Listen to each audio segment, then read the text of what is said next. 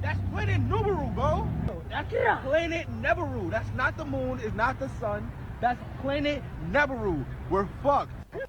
This pink sun is from inner Earth.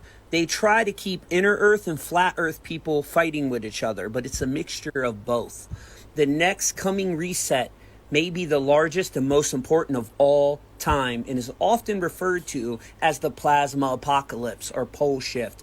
Plasma is the fourth state of matter, the basis for the other three states, gas, air, liquid, and solid. It is found in its pure state between worlds or creation and has a nature of gas or water, but is electromagnetic in nature. It is the force that creates and destroys worlds, Shiva, and will play a role in these end times, the end of the Kali Yuga, when this world or age is dissolved and the new one is created. Our dome protects us from the dangers of pure plasma. Only the light gets through. The swirling light is focused by the dome lens as our sun, the midway between the dome and our flat Earth surface. The swirling produces day and night in the seasons. Our dome also protects us from other entities in other worlds throughout the multiverse that we live in. Now, the womb of creation, inner Earth, they call this black sun or this reddish pinkish sun Apollyon, the destroyer, the black sun, right? So it has many names in ancient civilization. And the elites, guys, they're already underground. The elites know all about the coming plasma apocalypse and intend to use the temporary rift or this portal opening that will be seen in the sky. You'll see plasma flooding in as this portal starts to open, and that's when they will try to escape here. Now, if you remember when Admiral Byrd went down to Antarctica, what did he find down there? Inner Earth, which was Agartha or Asgard, as the North remembered it. This is what they called it, Asgard. So it's a mixture of flat Earth and has the dome below it.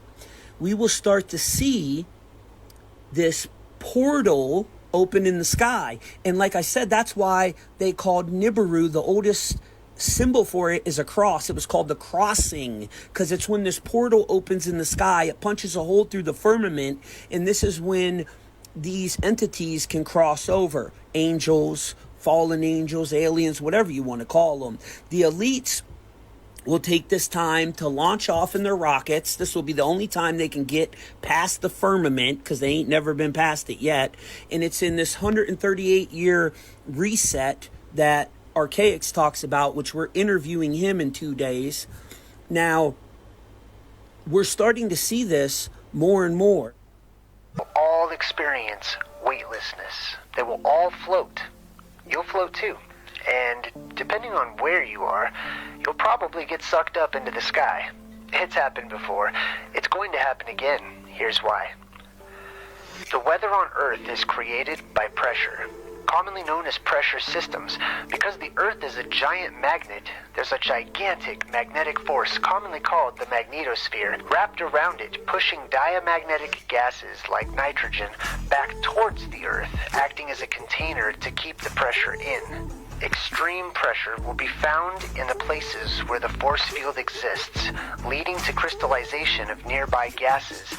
That electromagnetic shield disappears each time that the Earth hits a neutral point in its polarity reversal.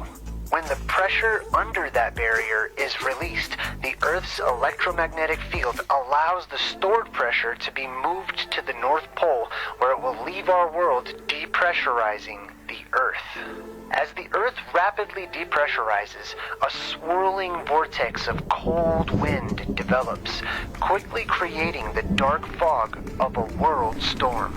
The winds from that tempest blow across the surface faster than a hurricane, Anything not strong enough to resist the winds will be caught in a turbulent updraft and pulled higher into the sky. Meanwhile, the massive release in pressure allows the earth to expand, causing the ground to shake violently everywhere.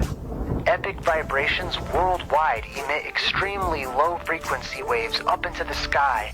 Through acoustic levitation on a worldwide scale, everything not secured to the solid ground will float. The force of residual atmospheric pressure below us will overcome the weaker pressure above, creating lift. Buoyancy will be reversed as heavy objects suddenly become weightless in the winds of an electrical geostorm. Waters in the ocean and lakes will form tsunamis that do not crash. Some safety is provided to those living on the lee side of high mountain peaks, the winds blowing in the direction of the jet stream. The suction force will be its greatest inside the Arctic Circle and weaker further south. This event will last until the pressure relief is satisfied. Buoyancy slowly restores and the winds will die down. Anything that wasn't sucked up into the heavens will float back down to the swampy earth, muddied by liquefaction caused by the intense vibrations. This was once seen as the sky god Saturn, Kronos, eating his children only to vomit them back to the earth. Shayad sings about it in her song Trampoline. Soundgarden shows it on their Black Hole Sun video. In the Book of Mormon, it says, "And there was a great and terrible destruction in the land southward, but behold, there was a more great and terrible destruction in the land northward." The whole face of the land was changed because of the tempest and the whirlwinds and the thunderings and lightnings and the exceedingly great quaking of the whole earth. And there were some who were carried away in the whirlwind, and whither they went no man knoweth, save they know that they were carried away. In the Bible it says, "Then we who are alive, who are left, will be caught up together with them in the clouds to meet the Lord in the air." Even the word resurrection means to be lifted or to rise up. The myths will become reality. The Mormon account repeated. To Christians, the rapture. To Buddhists, nirvana. To New Agers, ascension. Billions of people, animals, insects, plants, water, dirt, dust, and debris of all kinds will find themselves to be the riders on the storm.